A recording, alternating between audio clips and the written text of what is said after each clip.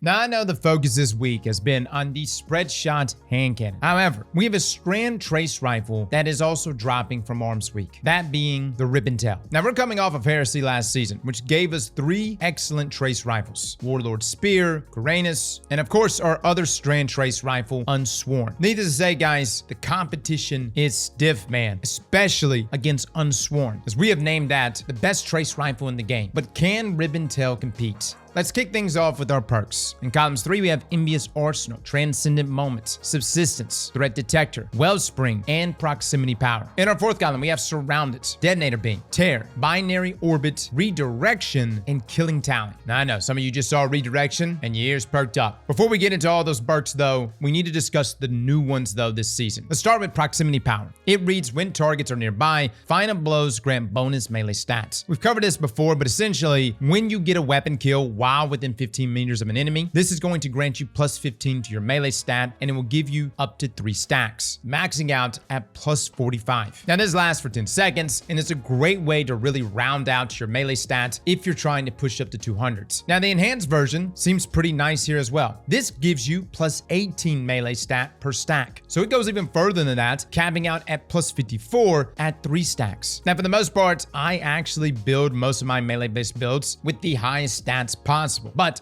this is a way where you can just straddle multiple different stat distributions and then just have this top you off. Now, in Fonutria Fera, this made sense. For a trace rifle, though, I don't know. It's not really the type of weapon you would use with a melee build, but perhaps some of you might be able to pull it off. Next, we have True and Try perks, though. We've got things like Subsistence, where defeating targets partially reloads the magazine from reserves. This is going to reload 10% of the mag from reserves per kill, with the enhanced version going up to 20%. Nothing fancy, but an overall solid perk. Other than that, though, in that 3rd column, we've got things like Envious Arsenal. We're dealing damage with both other weapons before readying this weapon. Refills it from reserves. Pretty good, too. Not really something I use for ad clear, but definitely something I take advantage of when combined with certain damage perks, especially things like Bait and Switch or Elemental Honing. The problem is neither one of those exists on this trace rifle. And plus, no one's really doing DPS with the trace outside of some super spam builds. What Envious Arsenal does grant on the enhanced side of things is the plus 20 there to ammo generation, which is pretty good if you're planning on running double special. Outside of that, you do have the new perk Transcendent Moment, where final blows grant bonus stats based on the weapon's damage type. Light elements grant stability and handling. Dark elements grant range and aim assist. Not really something I'm leaning into inside of PvE, something you might be able to lean into inside of PvP, but at the same time, it's a trace rifle. I don't really use traces inside of PvP. Yes, we've had a few builds in the past that would shred, most notably last season's artifact mods. This season, not so much. But this takes us to our 4th column options. A perk that was added last season, which may be new to some who haven't used trace rifles in a while, is Detonator Beam. Dealing sustained damage creates an explosion around the target. Essentially, think of this perk as kinetic tremors, but for trace rifles. Upon scoring 25 hits, or 20 with the enhanced version, this triggers an explosion around the target, and in this case, deals 183 damage against Coral in an 8-meter radius. Now, with a magazine size of 103, we're able to proc this perk 5 times. It's definitely a solid perk, great for dealing with some tankier targets, and it's been pretty much my go-to perk for Unsworn, as it pairs beautifully with its origin traits. Now, in terms of pure damage dealing perks, we have another perk that we need to talk about, which is Binary Orbit. Elemental Final Blows, opposite this weapon, increases damage for a short duration. Darkness Final Blows boost Arc, Solar, and Void weapons. Light Final Blows boost Stasis, Strand, and Kinetic weapons. Now, since this is a Strand weapon, you would have to score an Arc, Solar, or Void Final Blow, which can be from another weapon or an ability, and doing so will give you a 25% increase in damage, which lasts for 8.5 seconds, or 10.5 seconds with the enhanced version. Not too bad, guys. 25% is 25, but for some, it may be a bit counterintuitive, since usually trace rifles are used as ad clearing weapons. Not saying you can't interwove it into your gameplay loop. Of course you can, but this takes us to Killing Tally. Killing Tally here, which is a great perk, states that kills increase this weapon's damage until it is either stowed or reloaded. Weapon kills will grant a stack of Killing Tally, which maxes out at 3 stacks. 1 stack gives you 10%, 2 stacks give you 20%, 3 stacks will give you 30%. Now, for the enhanced version of this actually gives you plus 10 to your magazine stats. This is a great perk, guys, and is especially good with Subsistence. You've got Subsistence feeding ammo back into the weapon. You're able to maintain max Killing Tally stacks for a very long time, and essentially run around with that free 30% buff. The only problem is if you do stow it, you lose it. But this takes us to the perk that is extremely unique, that we have never first seen on a trace rifle, Redirection. Now let me just say, Redirection was a perk that I think many people overlooked, but it started garnering a lot of attention last season after its change. Essentially though, damaging rank and file combatants increases damage against more powerful ones. Now how this works is that if you hit minor combatants, this is going to grant 2 stacks of Redirection per hit, and this will max out at 30 stacks. But then if you hit an elite or higher combatant, this will consume up to 3 stacks, granting 33% damage per stack. So essentially giving you 100% more damage, but consuming 3 stacks. Now with the base version of this perk, you can get up to 30 stacks, which means you'll have 10 shots doing 100% more damage. But the enhanced version is truly an enhanced version of this perk. Instead of it consuming 3 stacks, it now will just consume 2 stacks, and each one of those stacks will grant you 50% increase in damage, meaning you're still getting the 100% buff, but instead of having just 10 shots, you're now going to have 15 shots with those 30 stacks. Now this is a perk that makes a lot of sense for a trace rifle. You use it normally to deal with ads, and then you can consume those stacks on a higher health elite or mini boss or a champion. Literally just blow your load at maximum 100%. The problem here is that despite this being a beautiful damage buff, you're only getting 15 shots with this increase in damage, which for other weapons is not that big of a deal. But for a trace rifle, considering how fast you're firing these shots, you run through these very quickly. It is by far the most unique perk on this weapon, but after playing with both Detonator Beam and Redirection, I think most people are going to prefer Detonator Beam for just that chunk of damage every 20 shots. Now the last perk I want to give attention to though is Tear. This is a strand related perk. It reads that precision final blows cause nearby targets to become severed. A pretty straightforward perk. You essentially just get a precision kill, and this inflicts sever to nearby enemies. Great for strand synergy. Now it does have a bit of a cooldown, nothing too noticeable, only about 2 to 3 seconds, but with the enhanced version, this does lower that cooldown. Now aside from just the strand synergy that this perk gives you, the main draw is that sever is very strong. We're talking a 40% decrease to affected enemies and their outgoing damage, which lasts for 10 seconds. Definitely not as flashy as some of our other traits here, but it is worth considering. Now before we talk god roll, we do need to bring up the origin trait on this weapon, Tenacity. It reads that when targets are nearby, final blows grant weapon damage, as well as reload speed and handling until the wielder is death. Now each weapon kill that you get while you're within 15 meters of an enemy grants you a stack of Tenacity, up to a max of 20 stacks. So essentially you'll be within 15 meters of at least 2 enemies, and then you'll get a kill on one of them to earn a stack. Now it won't work if you get a kill and that enemy you killed is the only one within 15 meters, or at least what I've discovered in my testing, but each stack of Tenacity gives you a 0.5% increase in damage, as well as +2 handling and +2 reload. So at the beginning, not that very useful, but as time goes on and you get those multiple stacks, you'll eventually reach 10% more damage at the very top end, as well as the increases there to handling and reload speed. It's a very unique origin trait. It's also pretty easy to get those stacks going. You do have other origin traits like Omlon Fluid Dynamics, which is all right, but I wouldn't use that inside of PvE. Definitely more of a PvP thing for myself. Now, as for the enhanced version of both of these origin traits, unfortunately right now, we can't even get tier 5 versions of our arms weak weapons. I know some of you have pointed out, but Cross, that's okay. You don't need tier 5. Fair point. It would have been nice though. I'm just saying. You may have personal feelings against me, but this affects all of us. Now, although Ribbontail can't take advantage of our volatile mods this week, as they're for hand cannons, it can, however, use the new Temporal Mods. These are really good mods, guys, and you'll get these as you level up. For instance, Temporal Blast here reads that this weapon stores a portion of its damage dealt into charges, and at 5 charges, the weapon's next shot creates an explosive blast on impact that damages nearby combatants. So pretty similar to Detonator Beam, you basically deal damage which builds up Temporal Blast, which you can see the indicator in the bottom left-hand corner here. And then once it reaches 5 stacks, that shot will explode, dealing an additional 548 damage against Coral. Now this does take some more shots than Detonator Beam, but you can use both of these together. Doesn't necessarily conflict, but doesn't also sync up either. Now another mod that we tested out was Temporal Armaments, which passively deals 15% increased damage towards Cabal and Vex combatants. These are really good mods, guys, and I would definitely consider it on all of these weapons this season. But this takes us to what we believe the god roll is on this trace. In my opinion, guys, even with Redirection giving you that whopping 100% buff, being limited to just the 15 shots hurts, which is why I still like things like Subsistence Subsistence, and Detonator Beam. Detonator Beam is just too good. You chunk higher health enemies. It also deals AoE damage to enemies within that range. If you didn't want to go that route, you could do Subsistence and Kill and Tally. Is Redirection extremely unique? Yes. And am I keeping a roll of it? For sure. I actually wish Bungie would make a slight change here to Redirection to either A, even give us more of a damage buff for Trace Rifles specifically, or B, consume even less stacks, which is something I would love to see Bungie do. Tweaking traits depending on the weapon type. And you see that very clearly with 1-2 punch on our new shotgun hand cannon archetype. Bungie has pulled the damage back on that, considering it's a primary weapon, while also maintaining the lethality of 1-2 punch on special shotguns. Now, could you make a play for Tear in that fourth column? You could. You can go for that Strand's energy. Not really for myself personally, but go right ahead. Now, overall, I do think that Ribbontail is a decent trace rifle. It also is a tiered weapon, meaning it's going to have access to the damage buff. And even though you can only get up to tier 4, which is still really good, that's still going to give you right out the gate more damage in comparison to, say, Unsworn. Unsworn, though, is absolutely stacked with very good strand synergy and perks, as you have things like Tear in that third column, Hatchling in the fourth. You have the Subsistence or Rerun Rounds. You've got Shoot the Loot. You've got Detonator Beam. You've got Kill and Tally. You have Element of Honing and Bait and Switch, as well as Target Lock for PvP users. What it doesn't have is Redirection. It also doesn't have that featured placement, which puts it at a slight disadvantage compared to Ribbontail. Where Unsworn, just like our other Sunder Doctor weapons, really kick it up a notch is with its origin traits. Subjugation is one of the best origin traits Bungie has ever given us. It's essentially explosive payload for free. It works against rank and file enemies as well as elite enemies, and then against mini bosses or higher enemies, it inflicts exhaustion. And then inside of PvP, you get the flinch resist. Tenacity is still really good on Ribbontail. I would say that if there was a tier 5 version of Ribbontail, clearly I would choose that one, even over the most godly rolled Unsworn, as well as our other trace rifles. And even though tier 4 is pretty good too, Unsworn, in my opinion, if you have a god roll of that, I think many people are still going to choose that trace rifle over Ribbontail. Now, why Bungie didn't give us tier 5? Some people have said because tier 5 needs to be locked behind a difficult activity, and since our featured game mode is hardware, which is a PvP game mode, it's not like Trials or I guess running in and doing like a Grandmaster or Mythic Kepler. I get where you guys are coming from, but we're going to be faced with the same situation going into Solstice, where these events come along, which yes, does bring good looking weapons, but we're limited to tier 4. I don't know, fellas. I just have some thoughts about it. I wish we can get a tier 5 of this. Who knows? Maybe we get it in the future. Definitely not for Solstice weapons, as that's just a one-time-a-year event, and we'll be talking about Solstice more this week, as trust me, fellas, I have a lot of thoughts here. Now, could you use this trace rifle inside of PvP? Well, you could. For instance, if you're under 100 weapon stats, you can get the time to kill value in 0.73 seconds, 10 crits to body. If you're at 200 weapon stats, this actually kicks it up just slightly, dropping that TTK to 0.67 in 11 crits. Now, Tenacity times 4 does allow you to get a little more forgiveness, but again, you got to proc that perk. Not an easy thing to do. Binary Orbit is a perk that allows you to drop that TTK down to 0.6 seconds and 7 crits 3 body. I would say the big thing with trace rifles, guys, is A, ammo economy, and B, I just don't think they're good. There have been moments in the past, especially last season, where we had the Strand artifact mods, where we were able to take advantage of fast time to kill value and Strand debuffs to really drive our damage and get immediate shreds. That's not really happening this season, and by default, not really happening for Ribbontail. None of the perks here really scream PvP to me. Everything here is very much catered to PvE. Now, before we conclude this review, I know some of you are going to be like, Cross, why didn't you mention Surrounded? You've mentioned everything else. Surrounded could actually work if you intentionally place yourself within 15 meters of your enemies. And I will say that is kind of what you want to do if you're trying to proc stacks of tenacity. So in some ways, those two things are going hand in hand. It does net you a sizable damage buff, but again, do you want to be within 15 meters of 3 enemies? Maybe you got to build for it. I leave that up to you. Again, Detonator Beam to me is the standout trait here, with the Redirection being the unique factor and Kill and Tally being Old Faithful. As far as your magazine perks, really just anything that boosts your mag size, guys. I don't like ionized battery, as that hurts my reload speed, but enhanced battery is good. And if you want to build something more into stats, there's a ton of other options as well. So guys, that is our review for Ribbontail. Let me know in the comments below. If you've missed our review for the hand cannon, we've covered that as well. We'll have that link down below. These weapons do go away on Tuesday, so you only have a few more days to get these. Again, the tier 3 version can be picked up when turning in those combat telemetries, but the tier 4, that's the limited version. You can only get like 3 or 4 of those, and the currency on that is definitely a lot more annoying to get. Do those daily objectives. We have an entire guide on how to navigate the Arms Week event. Definitely not a perfect event, and something we're going to be talking about very soon, because events are a big part of this expansion. damage, and they're kind of off to a rough start. Again, more on that here in another day. Fellas and ladies, thank you all for coming and watching, and as always, Slap that like button like your mama told you right.